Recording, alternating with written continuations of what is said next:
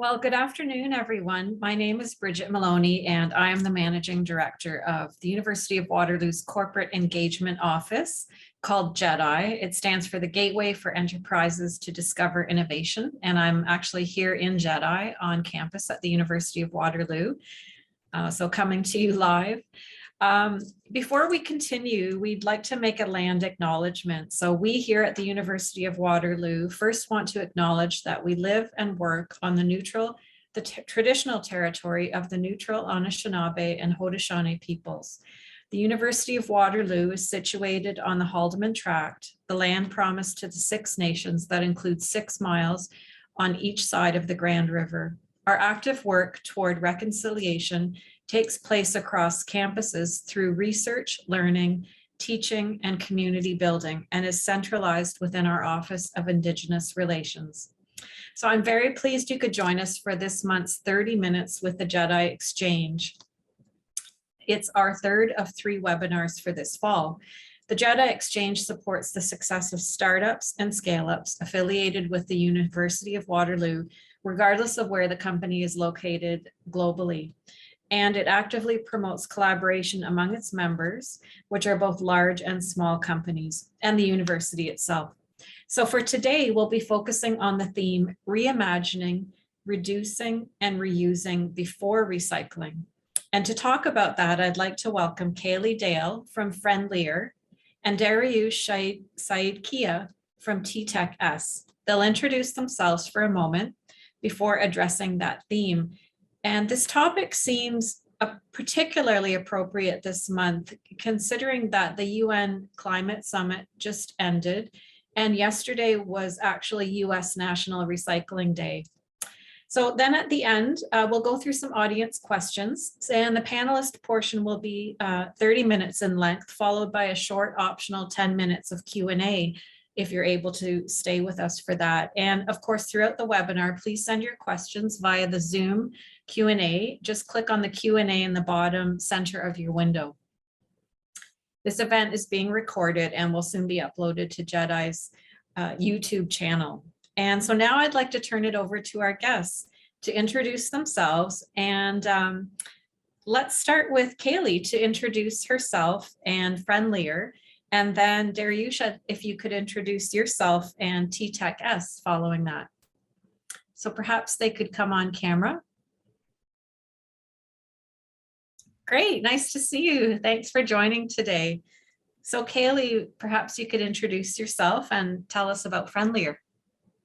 Yeah, absolutely. Thanks for that intro. I'm Kaylee Dale. I'm the co-founder and CEO at Friendlier. I'm actually a chemical engineering graduate from UW, so great to be back here with you guys. What Friendlier does is makes reusable packaging really accessible and easy. We're on a mission to replace products that you would typically see produced with single-use plastics and other materials, and replace those with reusable options and make it really easy to do so. So we've built a centralized reverse logistics system for reusable packaging. We started with takeout containers, but the system can really be used to reuse any packaging. And we launched last November, so it's been about a year now, and we've just been scaling across Southwestern Ontario. Fantastic. Congratulations, Kaylee. Dariush, over to you. Please introduce yourself and tell us about TeTechS. Hi, everybody. Thanks, Bridget, for the introduction. My name is Dariush Said-Kia. I am the founder at TeTechS. We are a data and technology provider company to plastic packaging companies and industry, enabling them to save resin in real time. We are on a mission to save 2 billion pounds of plastics every year by eliminating the resin overuse in plastic packaging production lines. And I forgot to say, I'm also a graduate of the Electrical Engineering Department, UW. So nice to be back and be on this panel. Well, that's fantastic, Dariush. It's so interesting to learn about your company and Kaylee's, and also really fantastic to learn that actually all 3 of us are alumni from the University of Waterloo. So fantastic. So, you know, I'd like to start with some questions. So we've all been taught the 3 Rs from a young age: reduce, reuse, recycle. So tell us, please, how your company addresses one or more of those Rs, and even perhaps in terms of where your company fits in the environmental supply chain, let's call it, for your customers and your partners. So Dariush, maybe you could talk to that first. Yeah, for sure. When it comes to the plastic packaging industry supply chain, there's 3 main partners or components in that supply chain. The first one is the companies who produce the raw material, the resin. They could make it as a virgin plastic, or also they could recover from the recycled plastics and sort them as the polymer type, and then have them as a pelletized to be raw material. That goes to the second component, which is the so-called the converters. And those are companies and plants that they own injection molding or extrusion blow molding lines, that they take that raw material and convert it into the parts, the containers, and produce those containers in large quantities. And then the third component of the supply chain is the brand owners, who basically use those packagings and containers and put the products and their brand name on it, and bring it to the market, to the consumer. So basically that in a high level, that's how the supply chain works. Where we come into the play, we basically mainly serve the converters, those who produce those packaging containers, and we impact them from a different angles. And our impact extends beyond just that converters to the brand owners. I can explain in a second. So when it comes to the converters, what we do, we bring a solution to them to automate one of their tedious quality control processes that basically helps them to control the amount of raw material they use to produce their products, and save on the material that they otherwise overuse. I'll go to more details down the road if it's needed to exactly explain how we do that. But from the perspective of bringing automation and a new solution to those converters, we save them a lot of material, which helps them to enhance the bottom lines for them in terms of profitability, as well as getting the operators to have a free time to engage into more important tasks, as opposed to doing some manual gauging process. And then, of course, how it affects the consumer and the brand owner is that they get a better high quality product to put their brand on it. So a lot less defective and a lot less environmentally impactful. And in fact, it's a big drive, this whole circular economy for plastics, that drives brand owners in terms of trying to bring their products into the market with the products who have a minimum impact on the environment. So we help them to recognize that, and in a lot of cases, those brand owners are the drive for us to get into the converters space. So that's a high level. Yeah, thank you, Dariush. I mean, that's a multiple win on so many levels.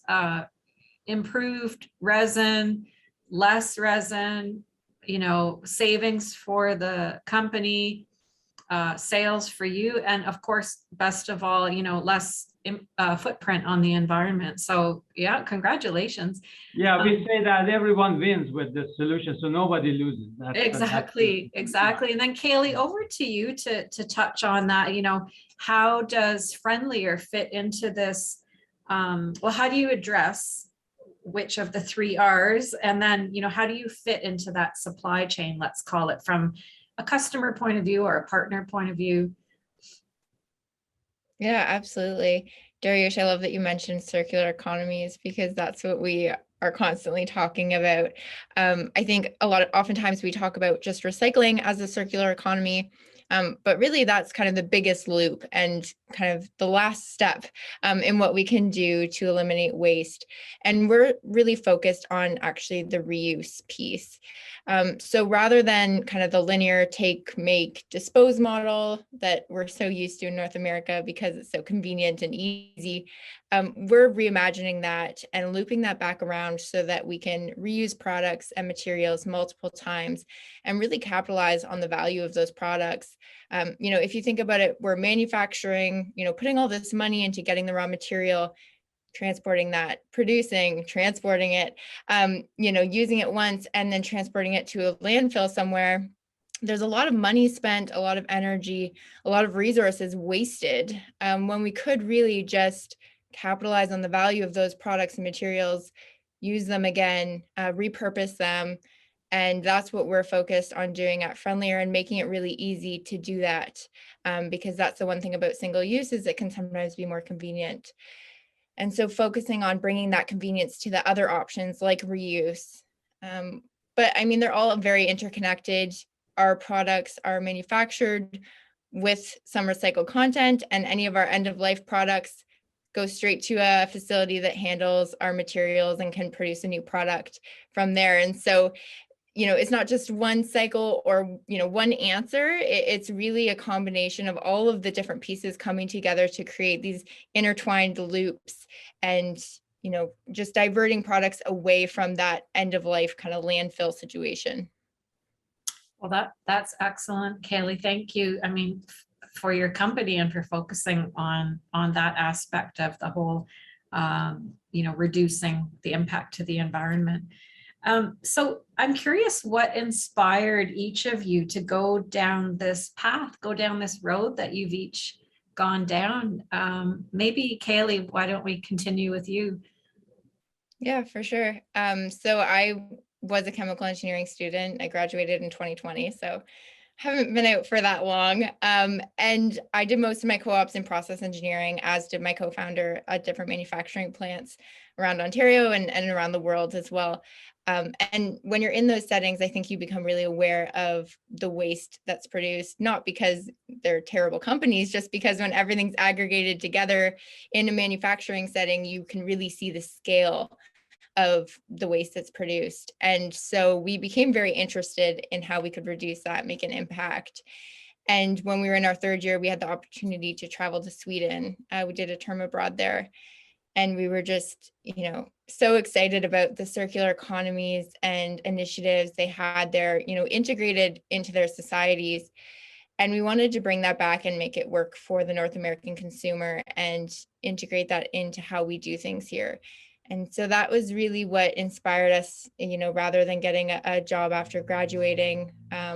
We said, let's just do it and make this work here, and create a strong foundation for a reuse system and circular economy here in Canada. Thank you. That's really inspiring to hear your story, that it was really your education that helped launch the idea, and the experience of your education going abroad, especially.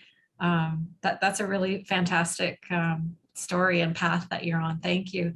And Dariush, how did you go down the path that you've gone down, if you're willing to share with us? Yeah, for sure. Yeah, no, that's a very, very good question. I start from the end towards the beginning, try to put it short. It's the main driver for what we are doing today is basically the fact that, as Kaylee mentioned, that we knew that the circular economy, and particularly for plastic, is not just recycling. And we believe that it starts with saving on the amount of resin you put into this loop, and of course then you want to be able to reuse as much as you can, and then be able to recycle, but you want to start to put as little as it's needed.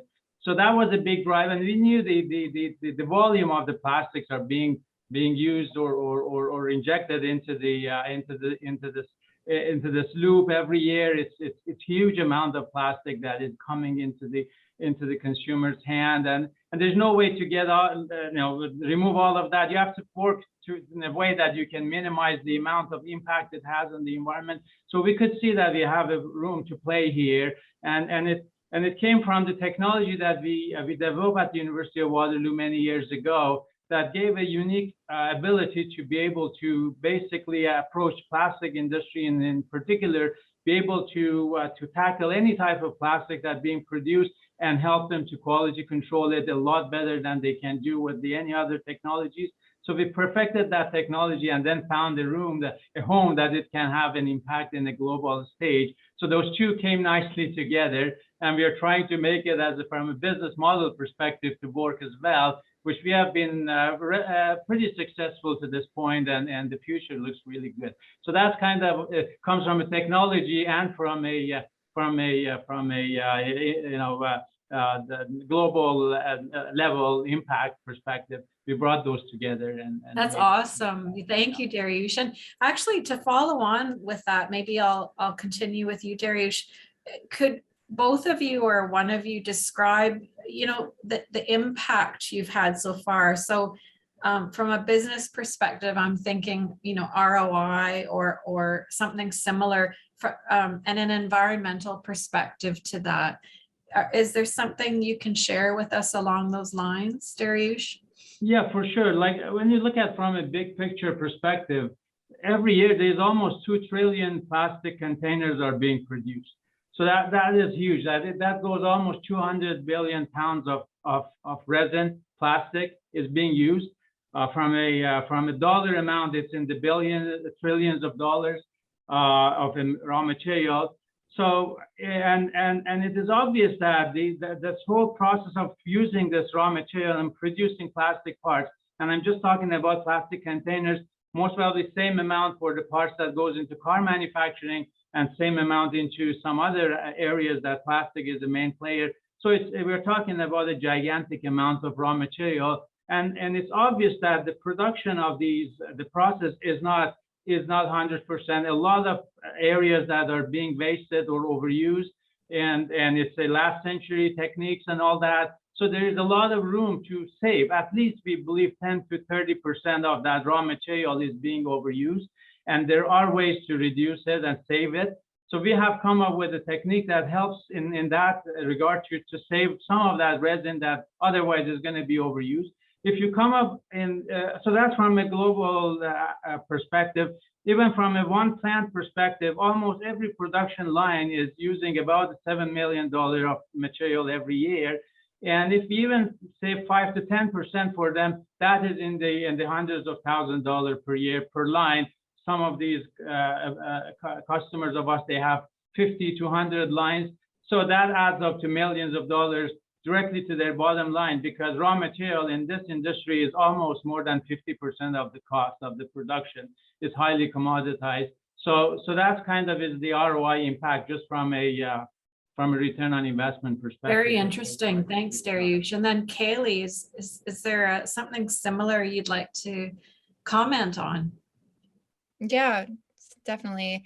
I mean, our products, what we can do by reusing them is actually make them the same, in cost, if not less than purchasing single-use products each time, because we're capitalizing on the value of those products, and we can resell them every time we're reusing them. And so what it comes down to is really the cost of that processing and logistics.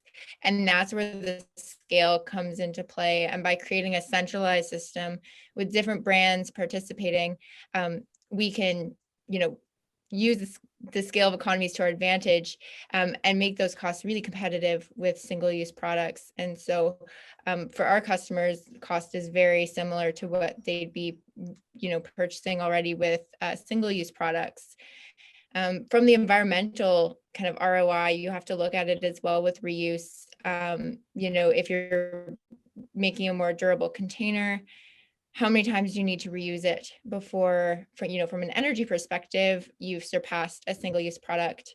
They use 24% less energy to produce or to manufacture than a single use. So, already we're getting ahead right out of the gate. And then by reusing it each time, we're driving that carbon footprint lower and lower. And so those are kind of the two factors we looked at. But with, we've reused 50,000 containers now. We passed that last week, and that's equivalent to about 6,000 pounds of plastic waste and 16,000 pounds of emissions. So it's just, those little actions and kind of each piece of the puzzle really add up to create that larger impact. That's incredible. Amazing. Congratulations. That's a great milestone to achieve. So Dariush, I want to ask you, we've touched on it, but maybe just if you can touch a little bit more on how does the TeTechS technology work? Like, what does it do?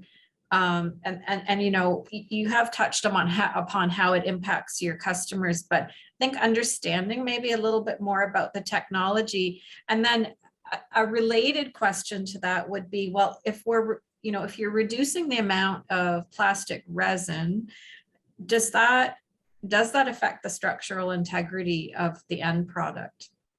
Yeah, that's a very good question. So let me start with how the technology works as simple as I can make it so that it becomes relatable.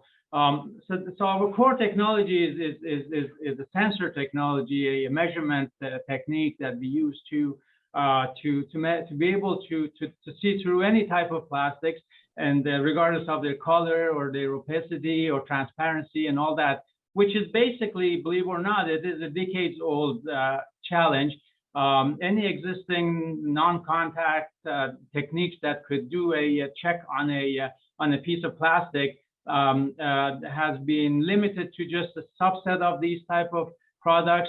For example, just transparent bottles could have been tested in the light-based technology, but when it comes to materials that are opaque or multi-layer, there was no technique. So the only way to check the point, I can show you, for example, an example of a container like this, which is a blue color. There's no way to see through this with any existing the light-based technologies. So what would an operator do? Would take a sample like this and take a micrometer and try to make a few points measurements and all that. This particular container has an oxygen barrier in it. In the middle of it, there's no way to see it otherwise, unless you cut it and look at it on the microscope.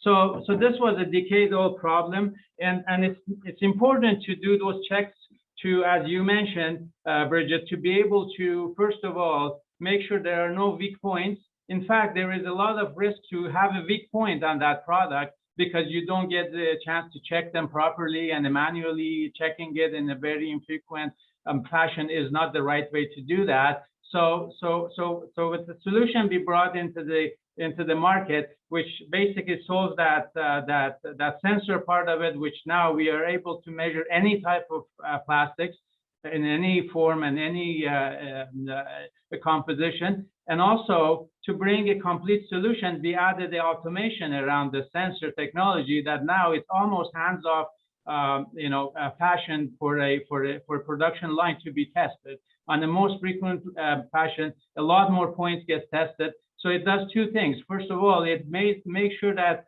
the product doesn't use more than it's needed, the plastic, and the distribution is uniform. In fact, it catches those weak points a lot better. That's one of the main drivers for the production lines to use our technology, so they don't end up shipping a batch of product to the brand owner like a Unilever of the world or P&G of the world, which are very sensitive to the quality, and the product fails in the market on the shelf. So it basically helps them. I think I tried to answer both questions at once. That in fact the solution not only helps to save the raw material and add the bottom line, it also helps to catch the defective products a lot faster, so that it doesn't take 2, 3, 5 hours production before they catch a flaw, and then they have to scrap almost all that production. So that's kind of how the solution helps them and how it works. It's a complete solution, automation and sensor. Yeah. Thank you. Yeah, a lot of technology in there. That's fantastic. Yeah. And then, so Kaylee, how does the Friendlier process work, and how has it been for your clients to adopt, and also your clients' customers? How have things changed for them, and what's their incentive to participate? Yeah, so our process is all centered around a QR code based logistics and tracking system. So each one of our packages has a unique identifier on it in the form of a QR code. And that's how we track our products. We incentivize those end users to actually reuse. And we also just get a lot of unique insights and data around those customers and how our products are being used. And so the way it works is we sell to food service businesses, same way they'd be purchasing single-use products. The only difference being there's a deposit associated with that package, just like at the beer store, you can imagine with, beer bottles. And so the customer pays a 50-cent deposit. which they can get back right through our mobile app and customer platform. So it's all very streamlined, and all of our participating locations become drop-off points. So we create a very, sorry, I've got fire trucks going by. So it creates a very central system, and very convenient for the end users. And our whole kind of goal of building this process was to make reuse very simple. Food service has been through the ringer these past 2 years, and we did not want to make things more difficult for them. So the process in terms of the way they handle these packages is the exact same way as what they've been doing for years. And for the end user, the only difference is that they can claim that deposit through the mobile app. And there's a lot of benefits that go into that. They can see their impact, track what that impact actually looks like and the difference they're making. And for the restaurants, it brings people back in, they're dropping off their returns, and they've got, people back through the door, which can drive customer loyalty there. So that's what we've been hearing from our customers, from our restaurant and food service partners, is that they're seeing a lot of, returning customers, new people coming in just for the program. And on the end user side, they just really enjoy how easy it is and how they can feel like they're making an impact and empowered to do so. Very nice. That's fantastic. So with this reuse of the packages or the containers, to withstand all of the reuse, are they more robust? Are they different than regular containers and packages? Yeah, so they're definitely on the more robust side. There's a large kind of range that you can go about it. There are some containers out there that are, extremely thick plastic or made out of, thick metals.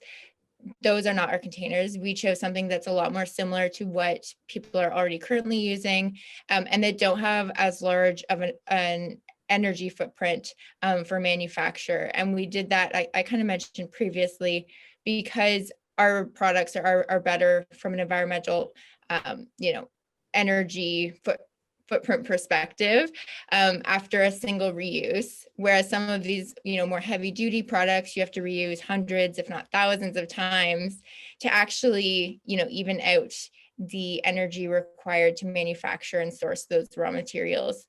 And especially as consumers are, learning about reuse and new to the process, we wanted to make sure that the product we're using does not need to be reused, thousands of times to make it better for the environment. We're not making things worse. Just with one reuse, you're already making an impact in reducing, the environmental impact of these packaging products. And then do they get recycled at some point? Absolutely. So at end of life, we're too early to really know when they're going to start dropping out, because we haven't seen too many defects yet. But any end of life containers we send to an Ontario facility that handles polypropylene in particular, which is the material that our products are made out of, and they recycle them right there on site. So we're not tossing them in the blue bin and crossing our fingers, and they're actually being recycled right here in Ontario.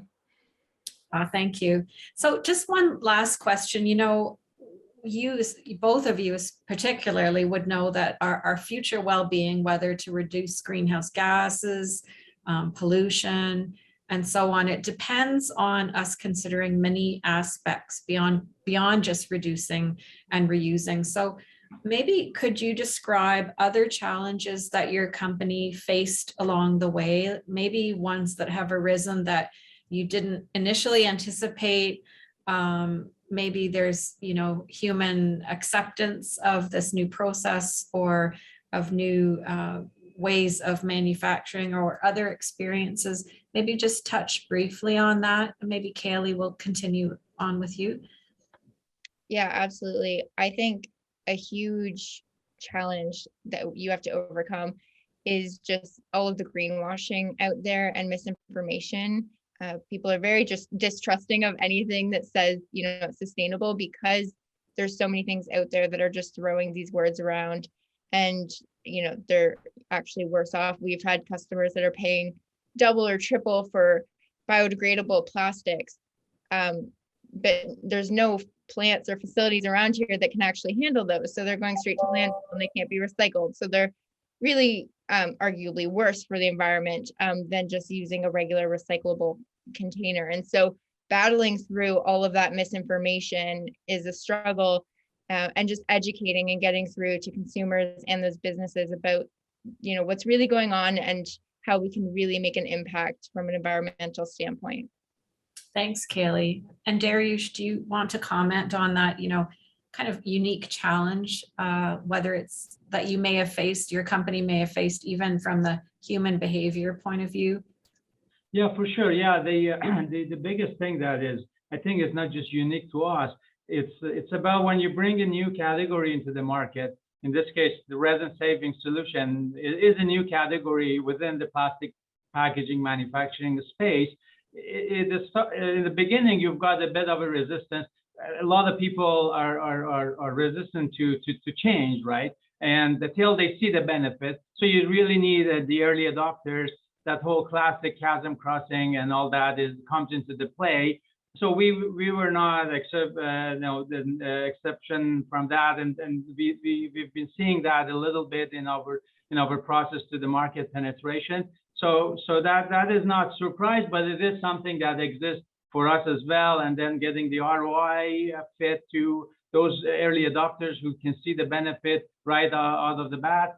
That has been the challenge, to get this new category into the market and make it something that people get to get used to it. And now at some point it becomes something that everybody knows this is the new way of doing things.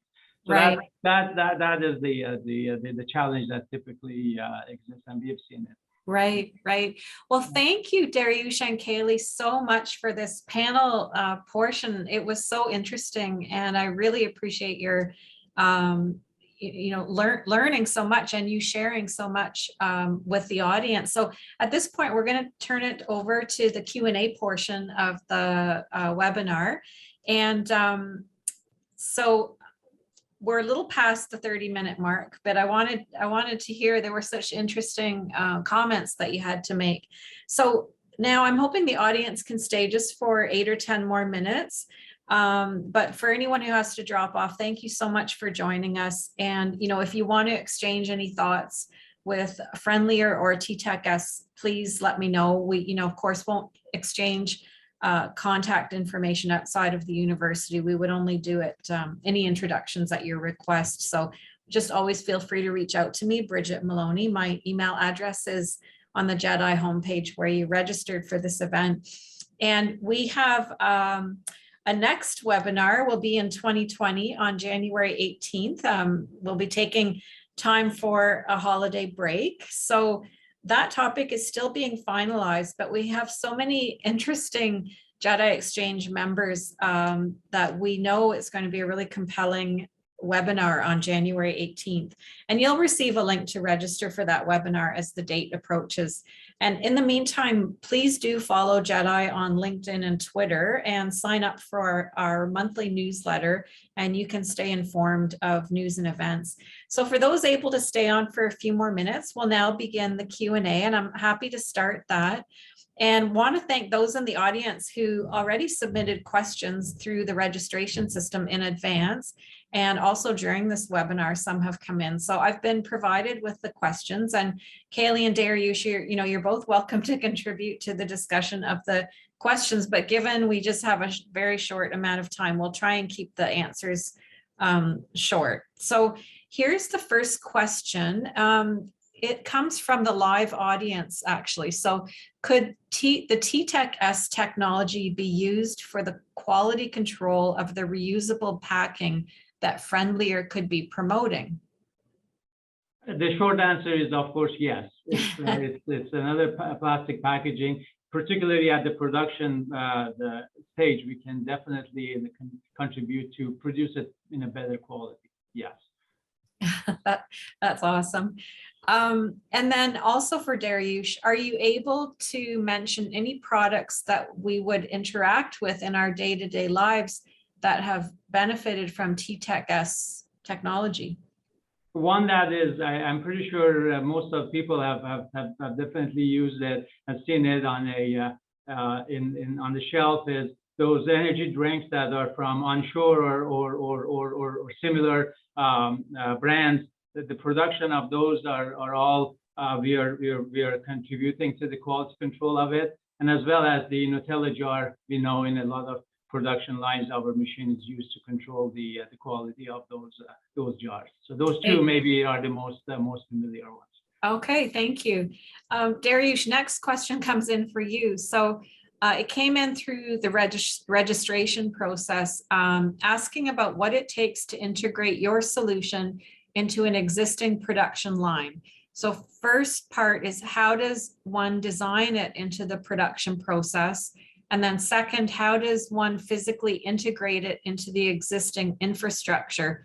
And then with the latter, do you provide advanced integration into things like blockchain, AI, 5G, Li-Fi, which is wireless data networking using light? It's a big multi-part question. Yeah, it's a multi-part question. I'll try to stay brief. Of course, our solution is more like a drop-in solution. We add on solution to the existing production line. We tend not to disturb the production process. We just take samples from the production line automatically and take a measurement and reading and provide the data to the production. The personnel, as well as a closed loop if it's needed to control the production process. So that way we become less disruptive to the existing production process. And a lot of data analysis, we are in the beginning of introducing more of a deep data analysis and AI and all that to the huge amount of data we collect from the production line. So we have some of those already in place, but a lot more can be done, and people can benefit a lot more from that data analysis over time as the expansion of our solution into this industry starts to grow. So that I would think that is a very simple and brief answer to that. Great, thank you. And so Kaylee, the same listener had a question for you too. I'm going to shorten it somewhat because it's a multi-part question and we want to make time for other questions too. So is there a major cost saving or other value critical to a company or a home residential consumer to immediately commit to using your containers? So do you foresee your containers being sellable to commercial chains like the dollar store or Walmart? And I suspect that existing reusable container makers already fill this niche, but maybe not. Yeah, great question. So there's definitely opportunity for kind of these larger retailers that you're talking about to start using reusables. There's a difference between using reusable products and just telling people to reuse them and actually kind of handling that reverse logistics system to make sure they're reused. Because oftentimes, you're not going to keep a million of, the same type of container that you're getting from the grocery store, and that's going to end up in the recycling or landfill stream. So that's kind of the piece that we fill there. From a cost savings perspective, we're very competitive right now with a single-use product, but we do have a lot of control over our costs because we're reusing products.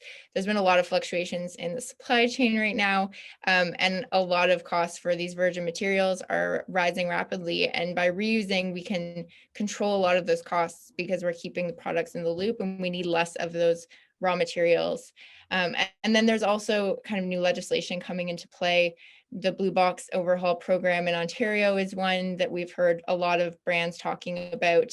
They're going to be responsible for the proper disposal of the products that are sold at their stores or that they're manufacturing. And so that's where a lot of the cost savings will come into play by, participating in a program like ours.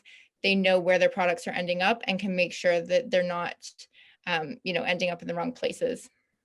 Right. Thank you. And then Kaylee, another question for you. It's a question that came written in. So what do you think can be done to eliminate plastic use with fresh foods? I'm going to interpret this to mean the shrink wrap plastic around things like cucumbers or plastic bags used to put, used for apples and, pears and peppers and things like that. Yeah, I mean, for those products, I would say you can just eliminate the packaging altogether. I mean, the first step is always reducing where we can. And if you're going to be washing a product anyways, it probably doesn't need to be packaged, going home from the grocery store. So that's what I would say kind of right up front. But there's a lot that we can do with reuse. Our process can really be used to reuse any packaging. It doesn't have to look like what our packaging looks like now, as long as the materials are safe to reuse and we can track it and run it through our sanitation cycle the same way. We can do that. It's really just a matter of managing the SKUs and the products you have coming through, because sorting becomes the difficulty in terms of logistics and how many products you have coming into the facility. So yeah, I would say reduce, and then you can always reuse as well. Okay, thank you. This next question has just come in live through the Q&A, and it's for both of you. So the comment is great ideas and thanks for your time. So that's nice. And then the question is, what is one tip you could give for young and eager entrepreneurs to take that leap and bring an idea to the next level?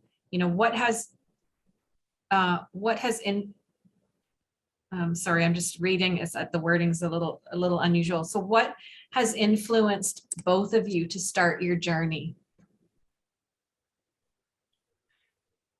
I can start on that, Katie, if you don't mind. I would tell to young kids who are coming out of school and out of education, and then try to define their next chapter in their lives, and they want to go into the entrepreneurship, start to build a business.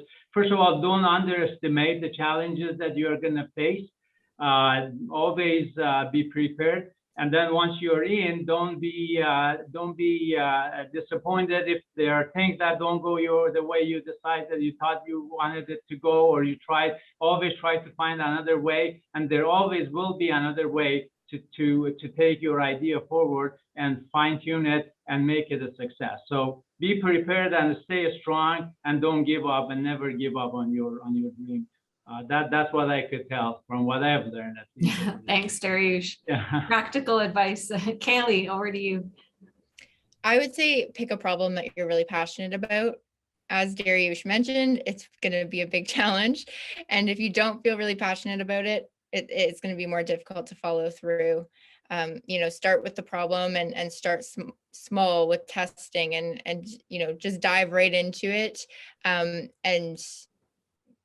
Read the Lean Startup, focus on kind of growing from the problem, and don't be afraid to try, because nobody's going to fault you for trying, and you might as well, especially when you're young. Like, that's where my co-founder and I were at. We just graduated, and we were like, why not? Like, take a year, try it out, and see where you're at in a year. That's great advice for future entrepreneurs. One really quick, easy question came in for Kaylee. How many times can a container be reused before it has to be retired?